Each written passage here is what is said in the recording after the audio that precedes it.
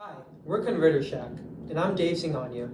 I'm Hafsa Bokhari. I'm Nathaniel Speed. And today we're going to be talking about power electronics, specifically DC to DC converters, and this is for an assignment for Professor Kate Davis's ECEN 340 class at Texas A&M University for fall of 2022.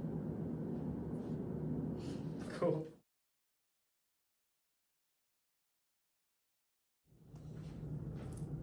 Hi, welcome to Converter Shack. Hi, so I'm actually building a drone for a school project, and I have this high voltage battery pack that I'm trying to use, and I'm trying to make our motors work, which are low voltage. And so I need to find a way to kind of make those ends meet, and my friend told me we need an inverter. Can you guys make that work? No, your friend is very wrong. What can you do for me then? Inverters actually make it go from DC to AC. So Okay. what you need is something called a buck converter or a step-down voltage regulator. This right here. Okay, that seems pretty cool. So can you tell me more about how it works and if it'll work for what we're trying to do here? Yeah, okay. So first, the switch transistor turns on and it flows to the output capacitor, which charges it up. The voltage across the capacitor does not change instantaneously, and the inductor limits the charging current. Okay. Therefore, the voltage across the capacitor does not represent the full voltage of the power sources at this moment. Afterwards, the switch turns off. Since current cannot change instantaneously, the inductor creates a voltage across it. Okay. The voltage charges the capacitor and powers the load through the diode when the switch turns off, which allows for output current to be maintained. These two steps repeat thousands of times a second, Okay. and that leads to continuous output, which makes it DC to DC.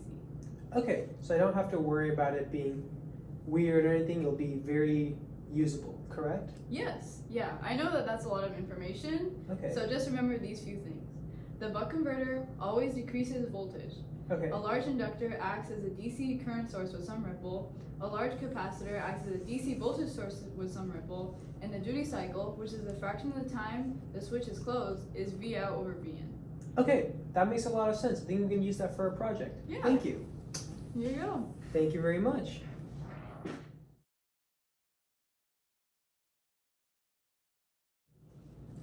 Hello, Hello. welcome to Converter Shack. Oh, I got a project. I'm making an electric bike, sick electric bike. I have a really low voltage battery though, and I have a high voltage motor. I need to drive it, but I don't know how. I was told I need an ALU. Do you have any input on that? I don't really know what to do here. Your friend was very wrong. You do not need an ALU. That's not even close. You need something called a boost converter. This will take your lower voltage in your battery and bring it up to a higher voltage level for your motor. Okay. Right here. What does it look like? Oh, it looks like that. Okay. Yeah. So how does the boost converter work? What do I need to do with it?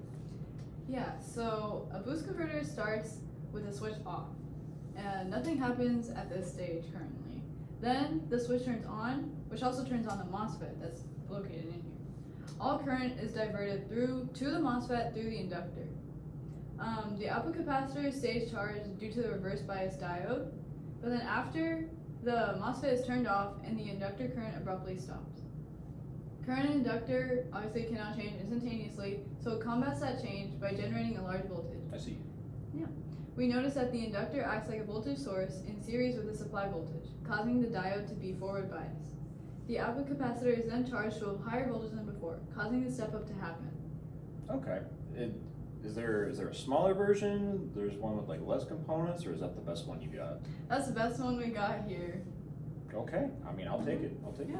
Good luck with your project. Thank you. And you can have the ALU. I don't know what that does. Thank you.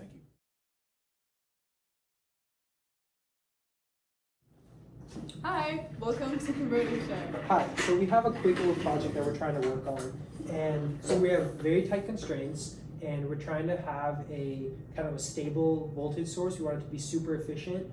And yeah, that's kind of the basis of our project. So we need it to be efficient and quick. Okay, yeah.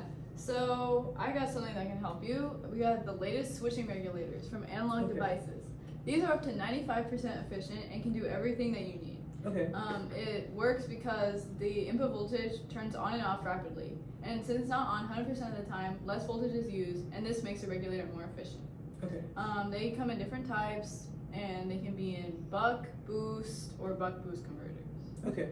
Are they safe? I blew up a capacitor on the last one. Is there any device that doesn't have a capacitor as the load output, or how does that work? Yeah, there's a version of a DC to DC converter that utilizes a transformer as the method of power delivery.